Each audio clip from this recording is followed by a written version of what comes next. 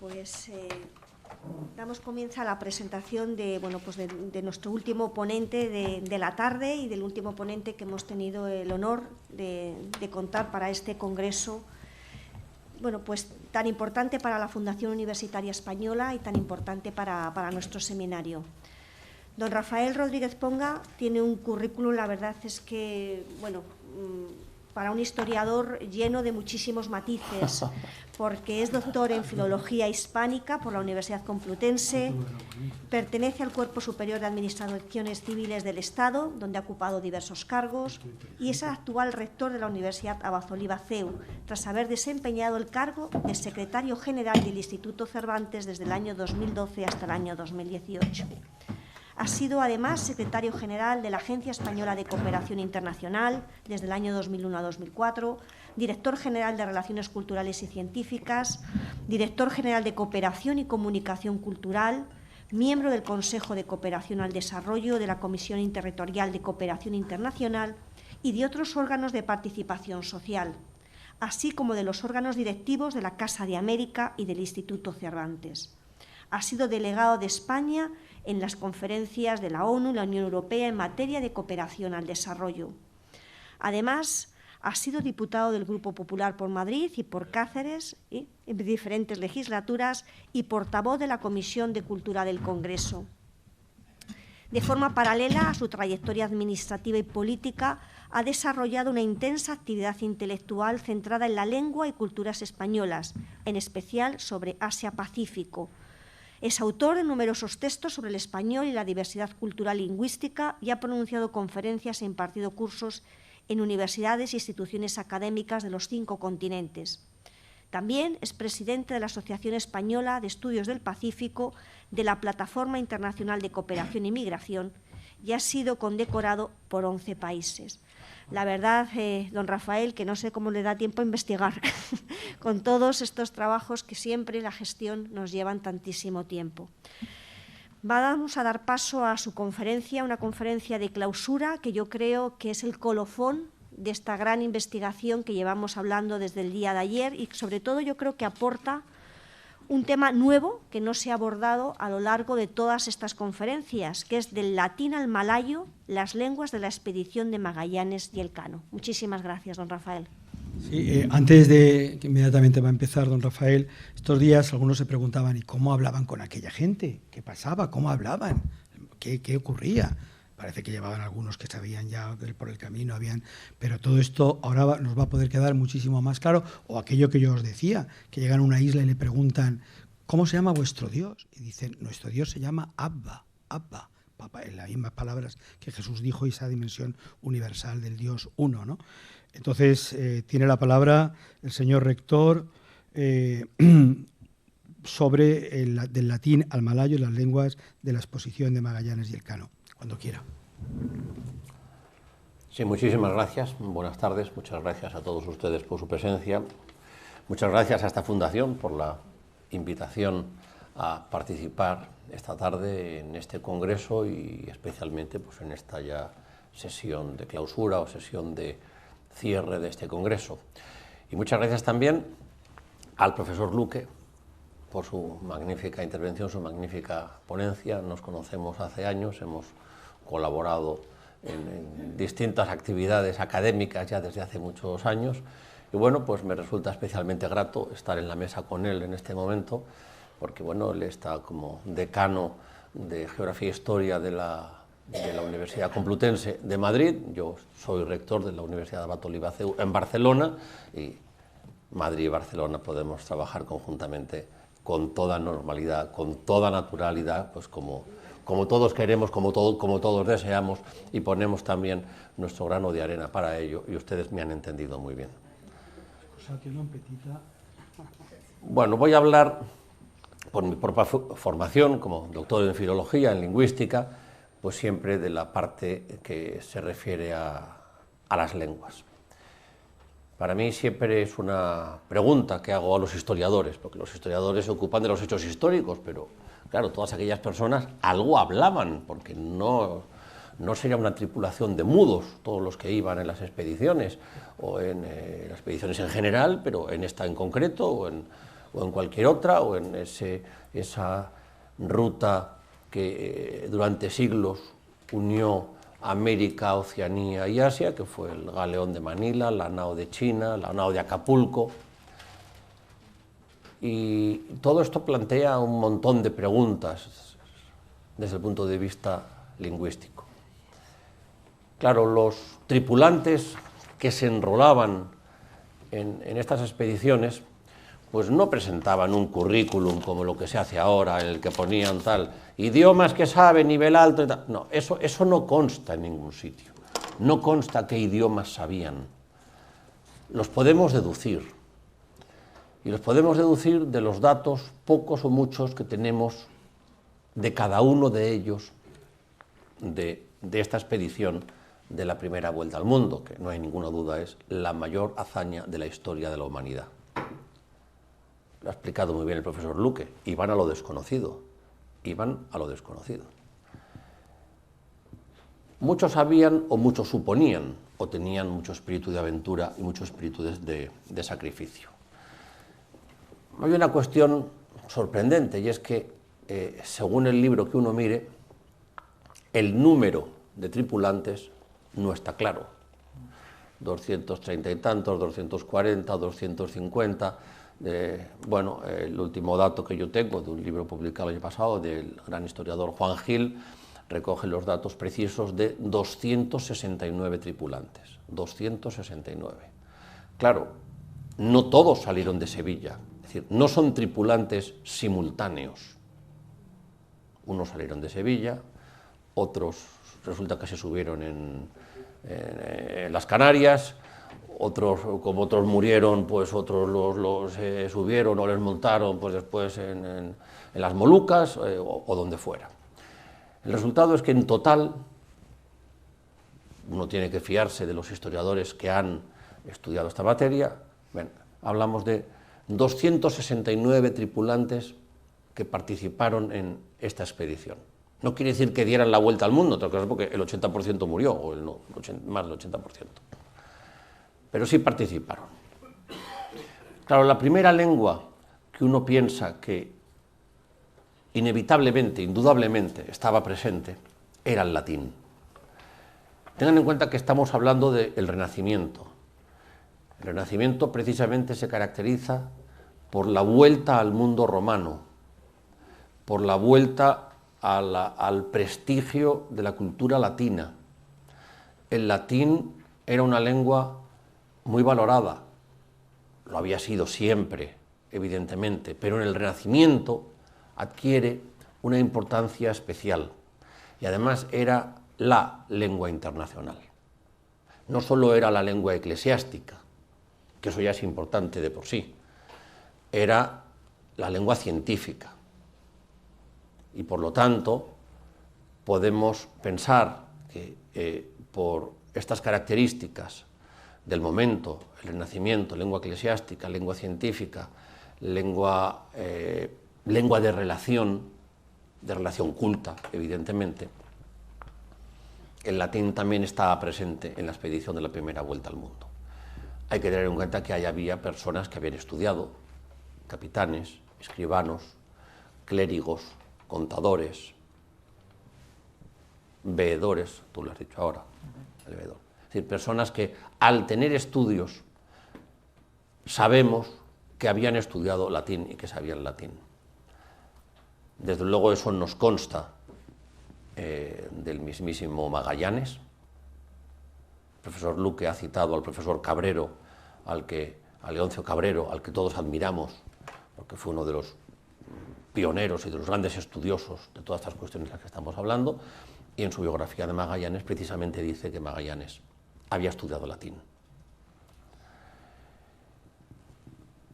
Otros muchos, sin duda, es decir, el propio Pigafetta, el cronista, Pigafetta, que llegó a España en 1519, por cierto, por Barcelona, con el nuncio de su santidad, pues lógicamente también habría estudiado latín.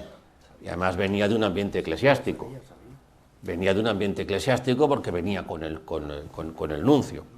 Luego, lo natural es... Por lo tanto, este grupo internacional de personas cultas tenían como lengua común, no el español, sino el latín. Y eso es muy interesante, porque esta era una expedición internacional. Aunque era una expedición española, hecha desde España, con el apoyo de la corona, del rey Carlos I, era una expedición internacional, no era solo española. Aunque el capitán general de la expedición fuera portugués y hubiera muchos portugueses, no era una expedición portuguesa, porque ahí había, si lo pensamos en términos actuales, en los países actuales, había personas repartidas en las 5 naves de España. Y cuando digo España quiero decir los reinos de las Españas, es decir, la corona de Castilla, la corona de Aragón, el reino de Navarra, cada uno con su diversidad interna a su vez. Pero había también de Portugal, de Francia, de Bélgica, de Alemania, de Italia. Claro, Italia entonces no existía políticamente como tal, pero lo digo en el sentido actual para que nos entendamos. Italia, de Grecia, del Reino Unido, de Irlanda. Es decir, era una expedición, porque sorprende mucho, ¿no? Qué interés por ir a un lugar desconocido, a lo absolutamente desconocido, o mejor dicho, el lugar podía ser conocido, pero la ruta no era conocida. Es decir, iban a la aventura, personas de nacionalidades tan distintas. Bueno, por lo tanto, en este recuento de lenguas, ya estamos todos de acuerdo en que el latín era lengua esencial en la comunicación entre todos ellos, en una comunidad navegante, náutica, tan internacional. La segunda lengua común entre ellos, sin duda, era el español o castellano. Hago el matiz. Fíjense que cuando hablamos de nuestra lengua medieval, siempre decimos castellano medieval, porque nuestra lengua nació en Castilla y empezó como lengua castellana, de Castilla. Ni siquiera de León, eso fue después. Claro, se fue expandiendo por otras áreas, a un lado por León, al otro lado por Aragón, por Navarra, hacia el sur, por supuesto, cuando según había avanzado la Reconquista, hacia Extremadura, Andalucía, luego las Canarias, luego ya, por supuesto, ya al otro lado del Atlántico. Es decir, se convierte en lengua española cuando pasa a ser la lengua común de todos los españoles. Previamente decimos castellano. Claro, esta expedición se produce en un momento precisamente en que todavía el castellano está en esa fase del Renacimiento de consolidación, pero no es todavía tan claramente la lengua común, de forma necesaria para todos.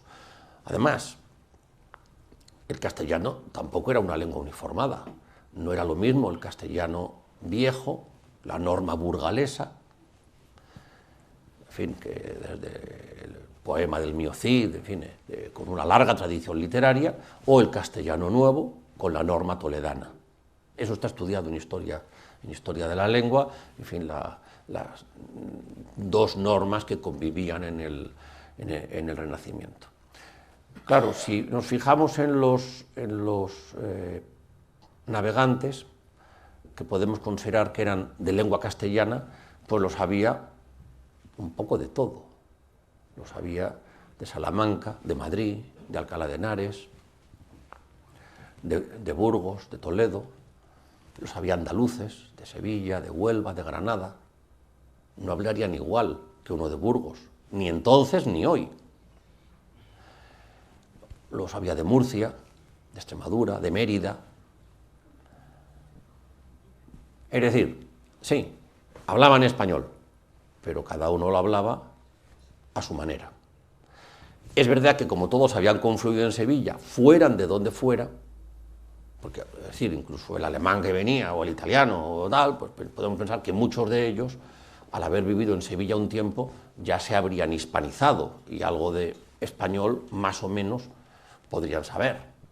Con lo cual, el español, sin duda, era no solo la lengua nativa, la lengua materna de una gran parte o de la mayor parte de los navegantes, sino que era también de aquellos que venían de fuera, también era una lengua pues, más o menos conocida. Claro, dentro de las lenguas de España, pues sin duda el gallego tenía una presencia importante, porque muchos de los marinos, y consta, eran gallegos. Luego ya tenemos otra lengua más. El gallego estaba presente en la expedición. Pero también había navegantes de Asturias y de León. Luego el asturleonés o las variedades de asturleonés, podemos llamar como queramos, el bable, el asturiano, leonés, estaban presentes de forma natural. Al otro lado, hacia los Pirineos, pues también el aragonés, en alguna de sus variedades estaba presente porque también había aragoneses. ¿Podemos pensar que esos aragoneses hablaban castellano? Sí, pero podemos pensar también que hablaban previamente como lengua inicial, como lengua originaria, alguna de las variedades dialectales aragonesas. Porque en ese momento, el momento en el que estamos hablando, esas variedades aragonesas tenían una presencia muchísimo mayor que hoy, evidentemente. Luego estaba el grupo de vascos. Había un grupo importante de vascos, pero no sé si ustedes saben que el vasco hasta 1968 no era una lengua unificada. Es decir, no es lo mismo el vasco vizcaíno que el vasco guipuzcoano, que el vasco navarro en sus distintas variedades dialectales. Por lo tanto, cuando nos fijamos en la lista de tripulantes y nos dicen en la lista de tripulantes que unos eran de Bilbao o de Bermeo, pero los otros eran de Guetaria o de Tolosa de Guipúzcoa, pues podemos pensar que siendo todos vascos, hablaban como lengua materna variedades muy distintas del vasco, tan distintas como para dificultar la comunicación entre ellos. Es decir, la diferencia entre las variedades del vasco era mayor que la que hoy tenemos entre el español y el gallego, por ejemplo. Con lo cual, a esta lista habíamos dicho dos grandes lenguas de comunicación, latín y español, pues hay que añadir el gallego, el asturiano, asturleonés, el aragonés, el vasco vizcaíno, guipuzcoano, las variedades navarras, el catalán, presente de alguna manera. No consta, no he visto que hubiera catalanes, pero a través del valenciano sí podemos suponer que ese conjunto catalán, valenciano, balear estaba presente. Sin salir de la península, desde luego estaba presente el portugués, claro. La lengua portuguesa era parte importante de la expedición, y ya se nos ha dicho, parte también de toda la, digamos, pugna, rivalidad que va apareciendo, tiene que ver con la gran presencia de portugueses frente a castellanos. No sé si pensar que podría haber en esas pequeñas rivalidades o grandes rivalidades alguna cuestión lingüística, que los portugueses hablaran y los otros no les entendieran. Porque todos los que hemos estado en Portugal sabemos que el portugués se parece mucho hasta que empiezan a hablar deprisa y uno no entiende nada. Claro, uno cree que es muy parecido, muy cercano, hasta que empiezan a hablar entre ellos y uno se queda fuera de forma inmediata de la conversación, porque evidentemente es una lengua distinta. Un rasgo característico para definir dos lenguas es la intercomprensión mutua. En el momento en que desaparece esa capacidad, uno sabe que está no ante una variedad del latín, hermana, tal. Eso está muy bien. Uno está ante una lengua distinta.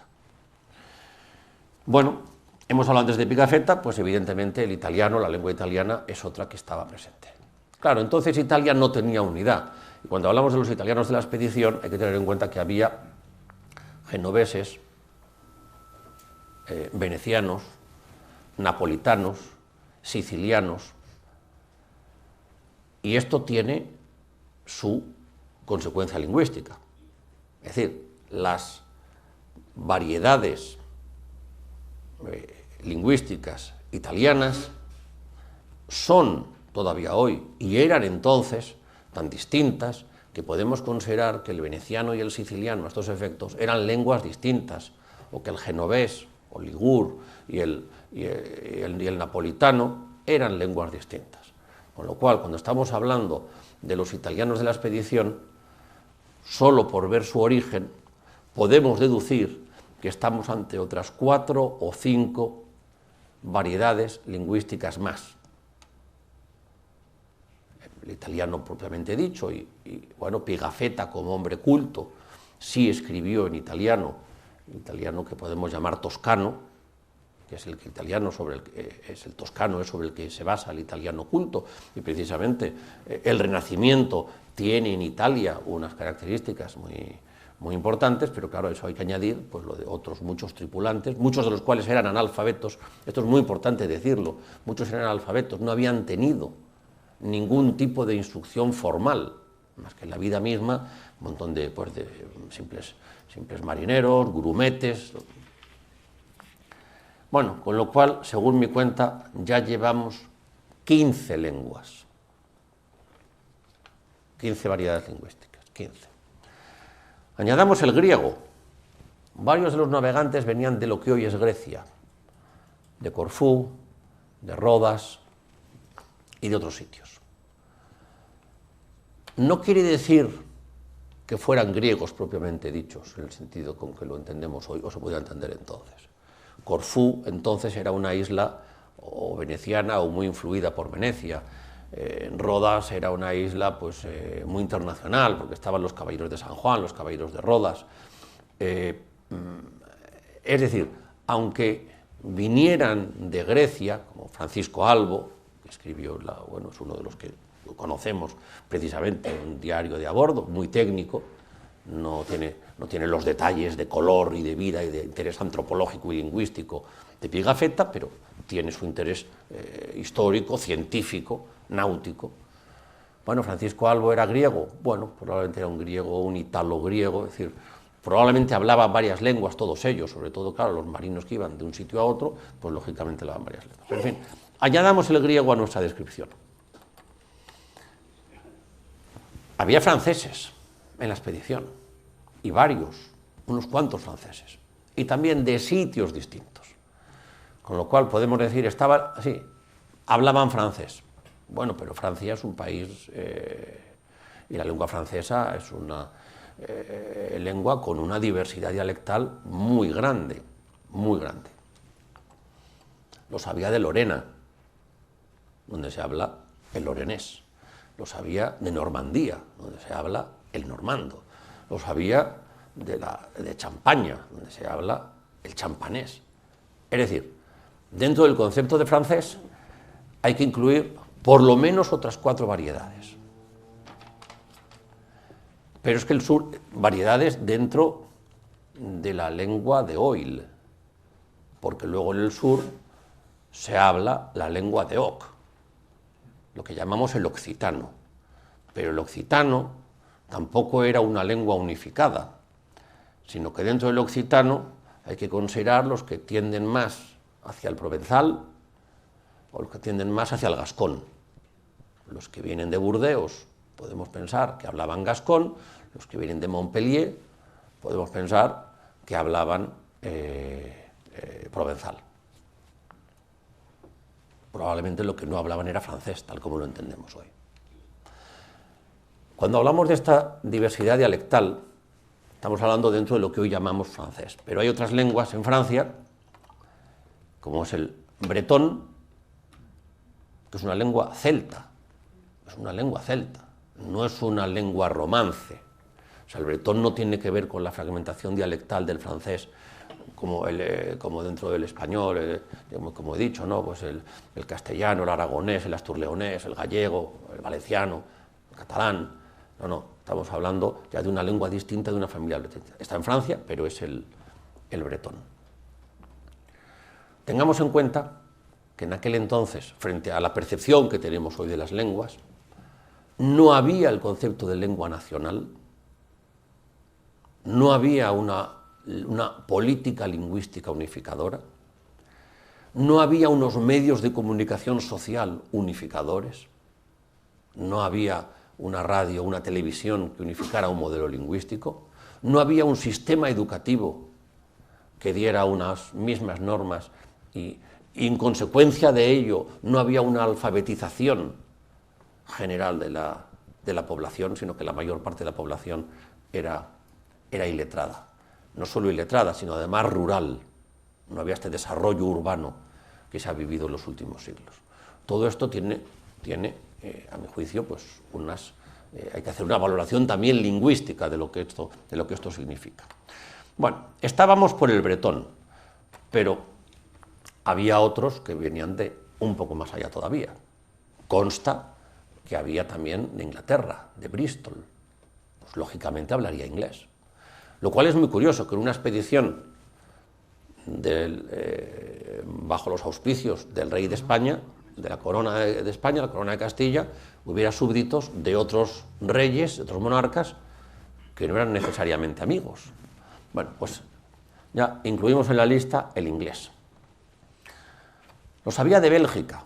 Claro, estos sí eran súbditos de su señor natural, Carlos I. Estos sí. Pero ¿de qué lengua hablaban? Podemos pensar que alguno hablaría el valón, variedad del francés, pero otros el flamenco. Claro, no era emperador todavía, pero él sí era, es decir, nacido en Gante, hablante de francés. Saben que Carlos I, su lengua más habitual, aunque naciera en Gante, que es Flandes, no era el flamenco, ni el alemán, como algunos creen, era el francés.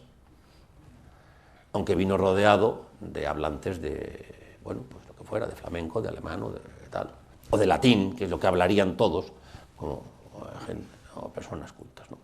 Bueno, añadamos el flamenco, puesto que si algunos venían, desde luego, de Brujas o de Amberes, hablaban flamenco. Otros hablaban alemán, y además los alemanes eran lombarderos, eran profesionales cualificados dentro de la tripulación. Consta además que venían de varias regiones de Alemania. El alemán tampoco era una lengua unificada, con lo cual ya podemos añadir, pues debo reconocer que mis conocimientos de dialectología alemana son muy limitados frente a los de la historia, la dialectología, pues de las lenguas romances. Pero en fin, en todo caso, no eran muchos los que venían de Alemania, pero añadamos el alemán. Alguno venía de Irlanda, o varios venían de Irlanda, más aún, venían de la zona de Irlanda del oeste, de Galway, zona que era y sigue siendo de habla gaélica. Es verdad que Galway siempre tuvo una relación muy estrecha con España, y ahí en Galway uno va allí y ve allí el arco español, Spanish Arch y tal, porque siempre había una relación con Galicia, pues continua, pues de barcos de ida y vuelta, y había un comercio, pues el vino español que llegaba por allí, español y portugués, que llegaba a Irlanda y a Inglaterra. Bueno, con lo cual yo creo que en nuestra lista pues tenemos que añadir el gaélico. Con esto terminamos y me salen 27 las lenguas europeas. Fíjense, el galimatías, que era aquello, claro, por eso era imprescindible tener alguna lengua común. Pero por si esto fuera poco, claro, en la tripulación, ustedes saben, había otros que venían de fuera de Europa. Uno, quizás el más conocido y más destacado, era Enrique de Malaca, que como su nombre indica, pues era malayo. Algunos discuten que si era de Malasia o era de Java y por tanto era de Indonesia.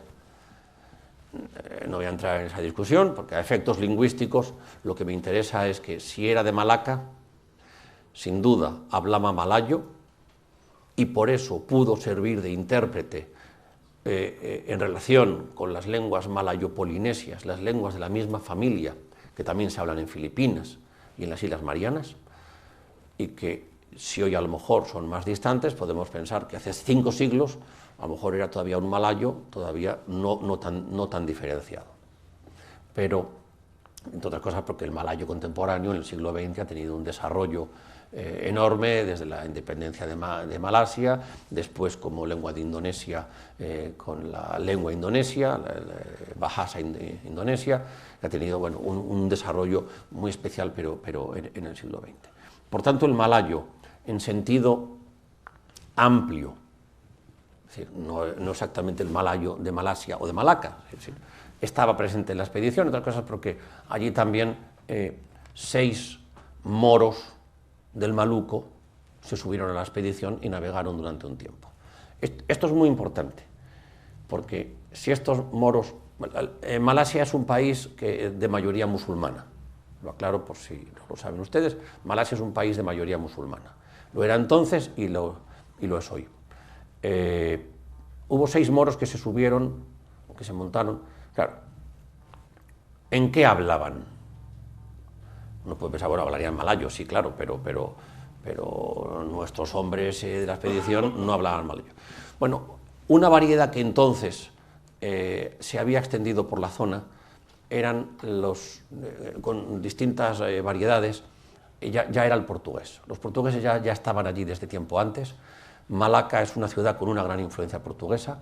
Yo he estado allí, todavía hay un barrio de Malaca, el Perkampungan portugués, donde todavía hay una variedad muy específica que se sigue hablando, derivada del portugués, y por tanto podemos pensar que todos estos hablaban un pidgin malayo-portugués. Llamamos pidgin a la lengua que no es lengua materna de nadie, pero que es la lengua de comunicación de muchos, que tienen otras lenguas maternas, pero que encuentran en esa una lengua vehicular, una lengua de comunicación. Bueno, en esa zona del sudeste asiático, sin duda, el pidgin malayo-portugués estaba muy extendido y tenía que estar también entre estos hombres de la expedición. Queda restos de esta situación pues en Malaca, en Timor, donde también ha evolucionado otra lengua distinta. También he estado en Timor y también he visto cómo la lengua de Timor pues, ha tenido una evolución muy distinta, el Tetum-Dili. Pero es que también se subieron 3 indios del Maluco. Es interesante la diferencia. Unos eran moros del Maluco, de las Islas Molucas, y otros eran indios. Y estos indios tienen nombre cristiano: Juan, Francisco, Domingo, lo cual me confirma la idea de que eran, si tenían nombre cristiano, pues posiblemente eran malayo-portugueses, con lo cual confirma que al menos este pequeño grupo de personas, lo cual facilitaría la comunicación con los portugueses de la expedición y por lo tanto también con el resto. Tenemos otro personaje interesante que salió desde Sevilla, Antón de Goa. Antón de Goa era loro, según dicen los papeles, loro. ¿Qué es un loro? Un loro es un hombre de color casi negro, amulatado. Bueno, quiere decir que era de la India, era de Goa, donde por cierto predicó y está enterrado San Francisco Javier, el gran santo español. Pero es que la lengua de Goa, la lengua nativa de la zona de Goa es el concaní, pero vuelvo a lo mismo, si era un indio, que además sabemos que vino desde Portugal y vino con los portugueses desde la India portuguesa, Goa fue portuguesa hasta hace 50 años, fue territorio portugués hasta hace 50 años. Sería también hablante del pidgin indo-portugués, con lo cual añadimos otro más. Con el pidgin indo-portugués ya llevamos 30, según mi lista. Ya llevamos 30. Si añadimos el concaní como lengua nativa de Goa, que posiblemente era su lengua materna, aunque luego su lengua de comunicación fuera el pidgin indo-portugués, pues ya llevamos 31. Pero también nos dicen los papeles que había tripulantes de origen africano. Lo que no dice es de dónde habían nacido. Ese dato no consta y hubiera sido interesante. Porque que uno de ellos era Antón, de color negro, bueno, pues no me dice mucho. Que otro sea Martín de Ayamonte. Ayamonte está justo en la frontera con Portugal, en Andalucía. Martín de Ayamonte, hijo de Diego Loro y de Marina Lora. Luego quiere decir que era de familia negra o amulatada y de la frontera con Portugal. Luego, podemos pensar que estos eran hablantes del pidgin afroportugués que se extendió por todas las costas del Atlántico y que ha dado como resultado que hoy en Cabo Verde, en Santo Tomé y Príncipe, en Guinea-Bissau, se hayan consolidado variedades de contacto como lenguas criollas derivadas del portugués. Como ven, todo esto que estoy diciendo son reflexiones, consecuencias, hipótesis, a partir de los datos que tenemos, pero trasladado al mundo de la lingüística. Hay otra conclusión que tenemos que sacar. Si aquí había tantos navegantes del Mediterráneo, unos de Murcia y otros de Sicilia, otros de Nápoles y otros de Rodas, otro de Corfú, y tenían que usar la lengua común de los navegantes del Mediterráneo. Esa lengua se llamaba sabir o lengua franca. Y consta que en el Mediterráneo había una lengua común que se usaba entre todos y que era un poco mezcla de todos, que está estudiada y de la cual tenemos multitud de referencias. No quiere decir que haya muchos textos, que eso es lo malo. Yo siempre pido a los historiadores, si alguna vez encuentras un texto, dímelo, en la Nao de Manila, en tal, una canción, y cantábamos esto, y cantábamos tal. Pero claro, normalmente cada uno escribe en su lengua, Pigafetta escribía en italiano, y el otro escribía en español, otro escribía en lo que tal, o el beato Diego Luis de San Vitores escribió la gramática de la lengua de las Islas Marianas en latín, pero claro, perdemos mucho. Pero que la lengua franca o el sabir del Mediterráneo estaba presente, creo que es indudable. Es indudable porque todos estos navegantes tenían que saberlo. Tenemos una referencia muy interesante en el Quijote. En el Quijote la tenemos porque dice Miguel de Cervantes, dice literalmente: me dijo en lengua que en toda la Berbería y aun en Constantinopla se habla entre cautivos y moros. Muy interesante. Hay una lengua común que sirve para cautivos y moros, o sea, para cristianos y musulmanes, que ni es morisca ni castellana, claro, porque ya es una creación que es otra, ni de otra nación alguna, sino una mezcla de todas las lenguas en la cual todos nos entendíamos. Esto lo dice Miguel de Cervantes en el Quijote al referirse a su cautiverio en Argel. Es decir, esta es una de las referencias claras que consta de quien estuvo allí además, no de oídas, y sabe que había una lengua, y es más, y dice, en toda la Berbería y aún en Constantinopla. Luego podemos pensar que estos marinos que venían de Rodas o de otros sitios de Grecia también habían usado y conocían esta lengua común. Todavía hay una más. ¿Había algún hablante de árabe? Pues es posible, porque había también algún morisco en la expedición. Y si había algún morisco, aunque no fuera hablante cotidiano de árabe, su lengua originaria o su lengua familiar, de padres o de abuelos, sería el árabe. Claro, sí, los moriscos de Granada en ese momento todavía hablaban árabe, y los moriscos portugueses pues también. Bueno, Con lo cual ya estamos en 34 o 35 variedades lingüísticas. Imagínense lo que es eso. Todos metidos en unos barcos y hablaban. Hombre, ya saben ustedes que se dice que los hombres hablamos mucho menos que las mujeres. Si fuera una expedición de mujeres, pues probablemente tendríamos muchos más datos lingüísticos. Y lo habían escrito, lo habían contado. Pero eran hombres. Y además, posiblemente muchos de ellos me hablaban, luego ya medio enfermos, una buena parte de ellos, en fin. Y como me hizo la observación en algún momento que yo hablaba de esto, que muchas de las órdenes no hay ni que darlas con palabras, porque en los barcos las órdenes se dan con pitidos. Y por lo tanto, pues a lo mejor tampoco tenían tanta necesidad de una lengua común, pero digo yo que algunos ratos tendrían que hablar con el vecino. En fin, aunque solo sea, puesto que había sacerdotes, rezarían el Paternoster y el Ave María en algún momento, ¿no? Y en latín. ¿Cómo rezarían el Padre Nuestro todos ellos? En latín, evidentemente. Luego, alguna lengua común sí que tenían.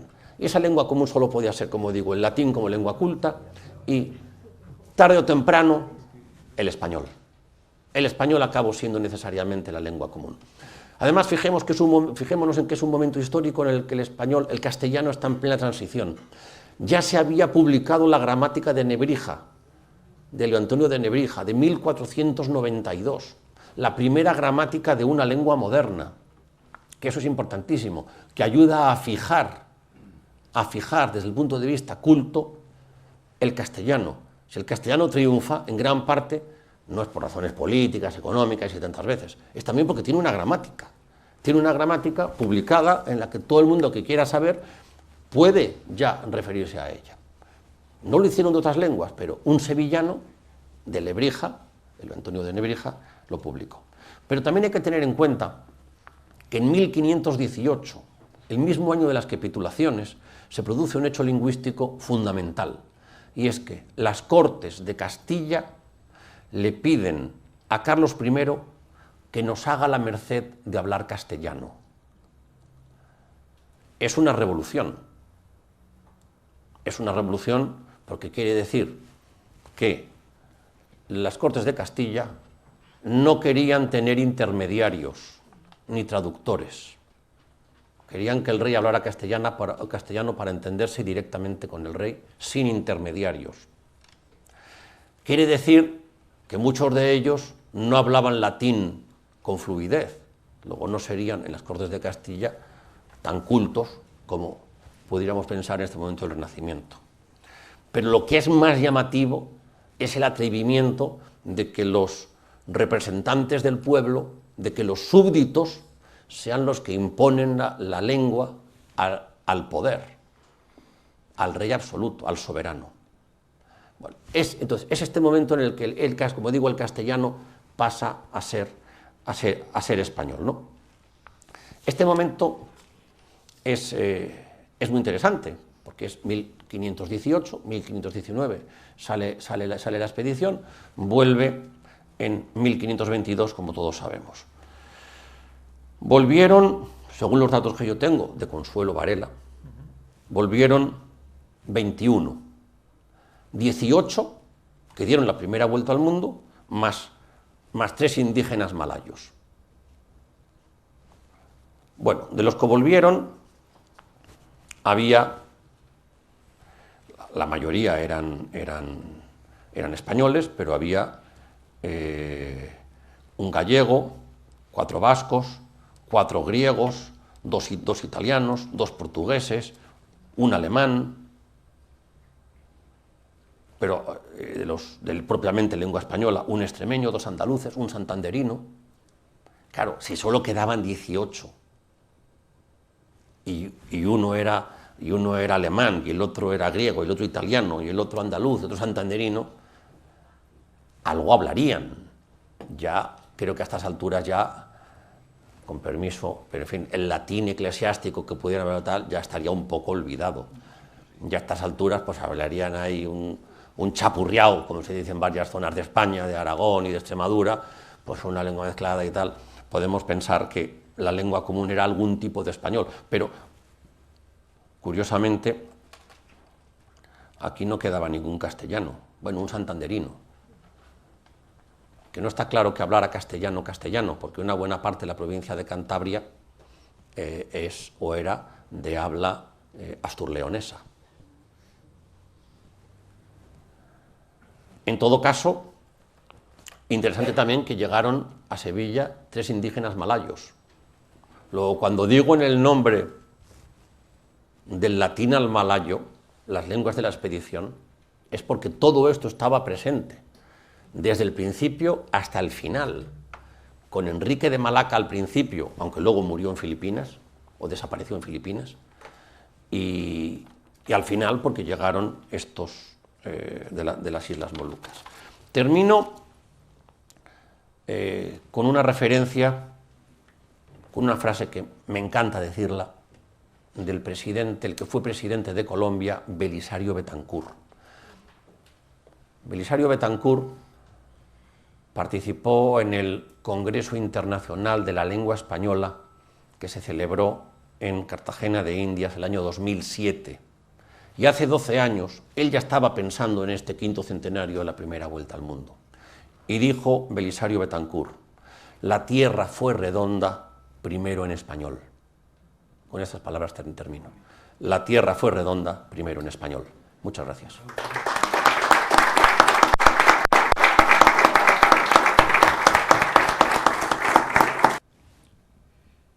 Bien, pues si hemos terminado, agradecemos primero con un fuerte aplauso al señor rector su intervención maravillosa, su viaje a Madrid y la naturalidad que le da a cada una de las cosas como debe de ser.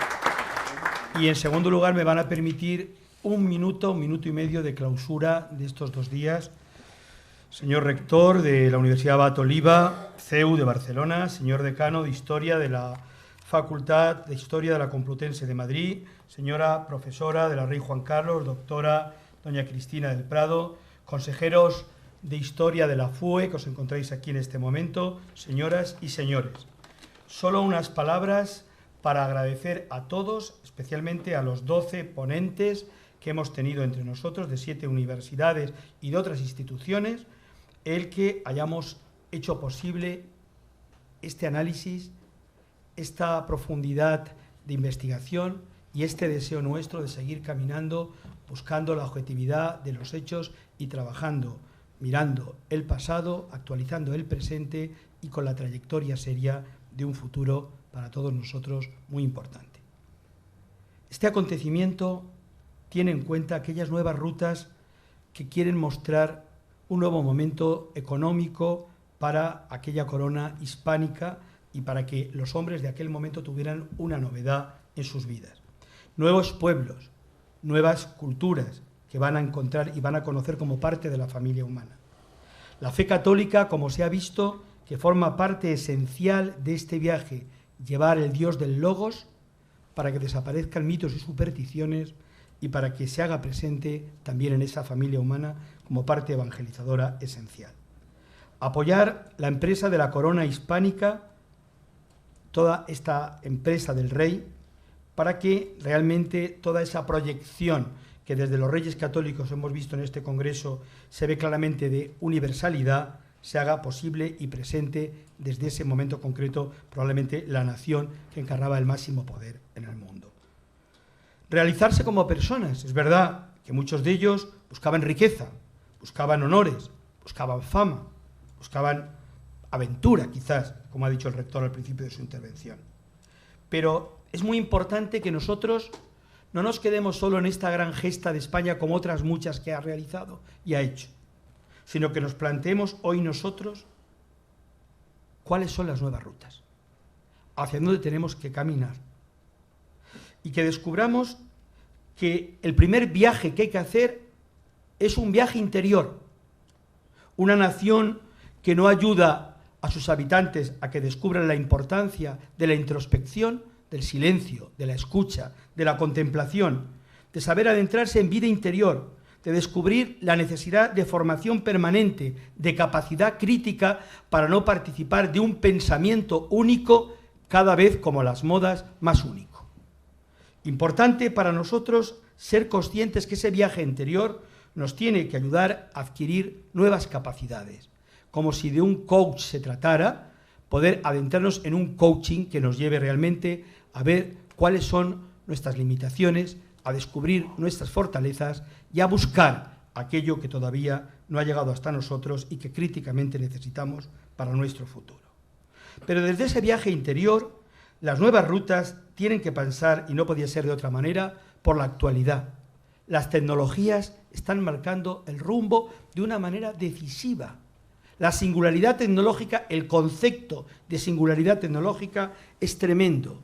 Querer conectar la cerviz humana con la nube electrónica es algo importante y apasionante, pero al mismo tiempo nos lleva a retos de poner la antropología y la ética en el centro de todo este viaje y de todo este contenido. No podemos olvidar que la técnica tiene que ayudarnos a superar el hambre en el mundo. Nosotros estamos aquí ahora cálidos, bien, en una gran sala, escuchando a personas con una inteligencia, con un pensamiento concreto.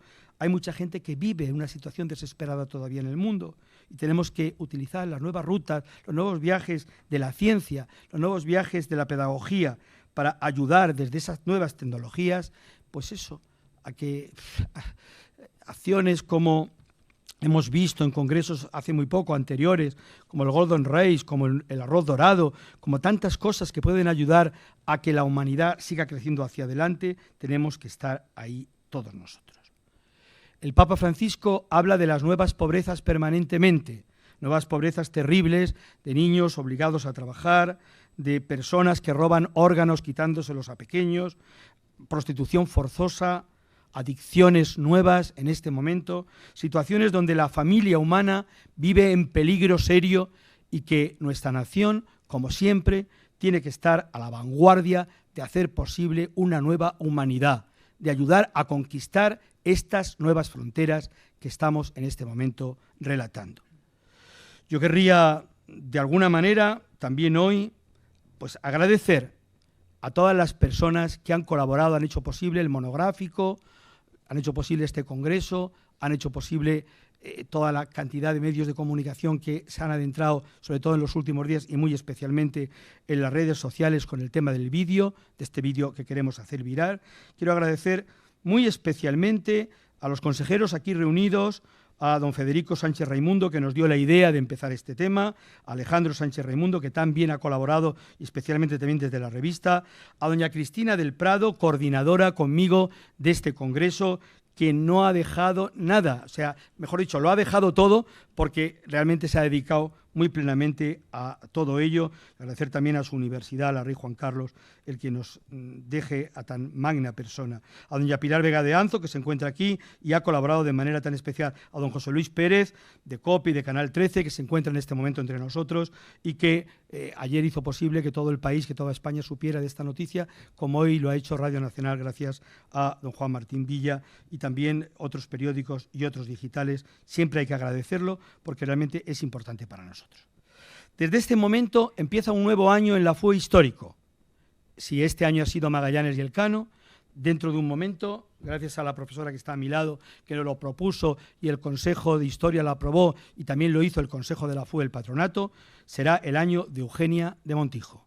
Eugenia de Montijo, emperatriz de Francia, española, que muere en Alba, porque era hermana de la duquesa de Alba del momento, de Paca Alba, y que realmente para nosotros es tan importante, tantas dimensiones, no solamente de la estética, que fue fundamental, de contenidos, de temas que tienen que ver muy directamente con lo que significa México, de muchas opciones de su relación con Inglaterra y con la reina de aquel momento. Efectivamente, muchos temas, estamos poniendo ya en danza todo lo que supone acercarnos a París, ver temas con museos, con personalidades que nos ayuden a trabajar el monográfico, el congreso y, como mínimo, el vídeo en francés y en español que realizaremos para hacer posible desde la Fundación Universitaria Española este año importante para nosotros. Señor rector, muchas gracias por tu presencia, por tu calidad como ponente. Señor decano, lo mismo, muchas gracias, y que ojalá que consigamos que la Complutense, como siempre, tenga en esta casa su casa, y nosotros, como siempre, la hemos tenido también allí, de una manera muy particular. Muy agradecido a todos los que se encuentran aquí y en estos momentos levantamos la sesión. Muchas gracias a todos.